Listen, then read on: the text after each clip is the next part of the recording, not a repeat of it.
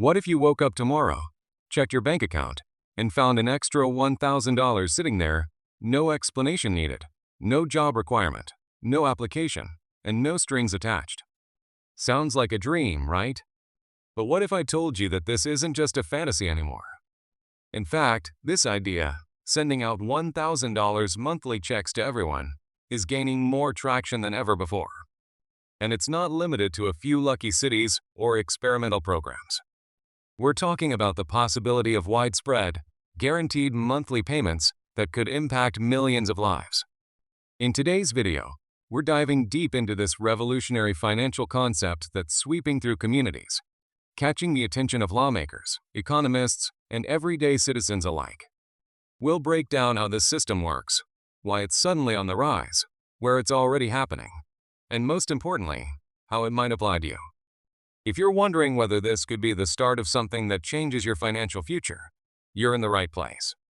To understand how we arrived at this moment, we need to rewind just a little. The idea of guaranteed income, also known as Universal Basic Income or UBI, is not new. It has floated around for decades, supported by Nobel Prize-winning economists, progressive lawmakers, and even tech entrepreneurs. But it never really made it to the mainstream until recently, when economic inequality, automation, and a pandemic all collided to expose just how fragile many people's finances are.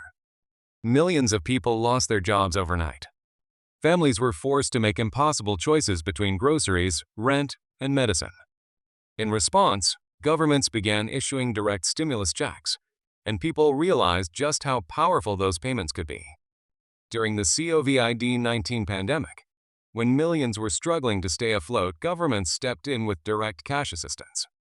Those stimulus checks, $1,200, $600, $1,400, gave families temporary breathing room. And here's the key point. Those payments were simple. They didn't require people to jump through bureaucratic hoops. They didn't force anyone to prove they were deserving. They just showed up. And they worked. People used them to pay bills, put food on the table, and even start small businesses. The success of those stimulus checks reignited a long-standing debate. What if we made those payments permanent? Enter the $1,000 monthly check concept. One of the loudest voices pushing this forward is entrepreneur and former presidential candidate Andrew Yang, who made Universal Basic Income the cornerstone of his 2020 campaign. Yang proposed what he called the Freedom Dividend, a monthly payment of $1,000 for every American adult, regardless of income or employment status. The idea was bold, but its simplicity and universality captured the public's imagination.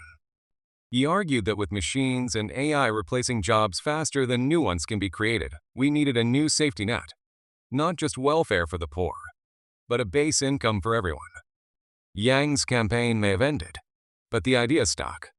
Since then, dozens of cities and organizations across the United States have launched UBI-style pilot programs. These real-world experiments have begun handing out monthly checks, some for $500, others for $1,000, to targeted groups of people. In California, the city of Stockton became the face of the movement when it launched a 2-year pilot providing $500 per month to 125 randomly selected residents. What happened shocked the critics. Participants didn't quit their jobs. Instead, many worked more hours. Their mental health improved. Their financial stress dropped. They used the money wisely: groceries, utility bills, car repairs, and childcare. That pilot was so successful it inspired a wave of similar programs. Los Angeles created one of the largest guaranteed income programs in the country, giving $1,000 a month to over 3,000 families. Chicago launched a program for low-income households. Denver began supporting young adults exiting the foster care system. In each case, the results showed that giving people consistent, unconditional cash improves their lives and boosts local economies. What's more, it's cost-effective. In some cases, local governments found that providing cash directly to people saved money on emergency services, law enforcement, and social welfare programs. So, who's paying for all of this? In the early days, many of these pilot programs were backed by philanthropists and nonprofit organizations. Jack Dorsey, the former CEO of Twitter, donated millions to help fund guaranteed income pilots in dozens of U.S. cities. But now, governments are getting involved. State and municipal budgets are starting to earmark funds for these programs, seeing them as a proactive way to reduce poverty and create long-term stability. Some regions are even considering special taxes on tech companies, luxury real estate, or financial transactions to help support broader implementations. And this brings us to the most exciting part of all. The momentum is shifting from local trials to national discussion. Lawmakers at the federal level are beginning to talk seriously about national guaranteed income programs. Multiple bills have been introduced to study the concept further or propose permanent, nationwide payments. While none have passed into law just yet, the conversation is more serious than ever before. Politicians are realizing that a permanent $1,000 check every month isn't just a radical idea. It's a practical response to a rapidly changing economy where many traditional jobs are disappearing. Let's talk logistics. If this becomes a national policy, how would it work? First, the payments would most likely be distributed via direct deposit, just like your tax refund, Social Security, or past stimulus checks. That means if you filed taxes or received government benefits, your banking info would already be on file. Second, the payments would likely be unconditional. You wouldn't need to prove you're unemployed or disabled or living below a certain income level. Everyone would receive the same base amount, $1,000 per month, because the goal is to ensure that everyone has at least some level of economic security. The money to fund such a program could come from a variety of sources.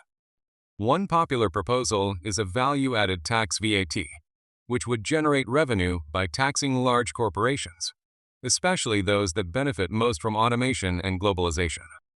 Others have proposed closing tax loopholes for the ultra-wealthy, implementing wealth taxes, or reducing the budgets of less efficient welfare programs and redirecting those funds toward a simpler, cash-based system.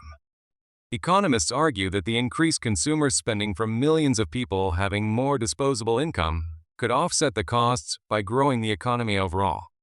Of course, not everyone agrees with the concept. Critics of UBI argue that giving everyone $1,000 a month could discourage people from working. But again, the data from pilot programs has shown the opposite. In many cases, participants used the financial stability to improve their employment situation. They got better jobs, pursued training programs, or started small businesses. In other words, financial freedom gave them the opportunity to work smarter, not harder. Another concern is inflation. Won't giving people more money just drive prices up? That's a valid worry. But again, economists are split. Many believe that if the money is injected into the economy gradually and supported by increased productivity, inflation will remain manageable. It's important to remember that the recent spike in inflation was largely caused by global supply chain issues and energy shocks, not by direct payments to households. Then there's the political challenge. Even though support for UBI is growing, it still faces hurdles in Congress, where passing any large-scale spending measure is notoriously difficult. But here's the silver lining. Public opinion is shifting fast. More than half of Americans now support some form of guaranteed income. That number is even higher among younger voters, many of whom have grown up watching the cost of living skyrocket while wages stagnate. So where does that leave us now? The reality is, we're closer than ever to seeing a nationwide rollout of monthly checks. It might not happen overnight, but it is happening. The groundwork is being laid. Pilot programs are proving the concept. Lawmakers are writing the bills. Economists are crunching the numbers. And perhaps most importantly, people are waking up to the idea that financial security should be a right, not a privilege. Now, you're probably wondering, how can I get involved? First, stay informed. Follow updates from your local city council, state legislature, or federal representatives. Some programs are already accepting applications for pilot income projects, and you might qualify based on your income, household size, or neighborhood. Second, make your voice heard. Talk to your representatives. Let them know you support guaranteed income. And third, prepare. Make sure your tax filings and banking information are up to date with the IRS or government portals. If a universal income program rolls out, you want to be ready. This could be the beginning of a fundamental shift in how we think about money, work, and human dignity. A monthly check of $1,000 may seem small, but for millions of people, it could be life-changing. The only question now is, will we choose to make it permanent? So what do you think? Would you support a guaranteed $1,000 monthly check for everyone? Do you believe this is the solution to economic instability? Let me know your thoughts down in the comments. And if you found this video helpful or thought-provoking, don't forget to hit the like button, subscribe to the channel, and turn on notifications so you never miss an important update on this topic. Thanks for watching, and I'll see you in the next video.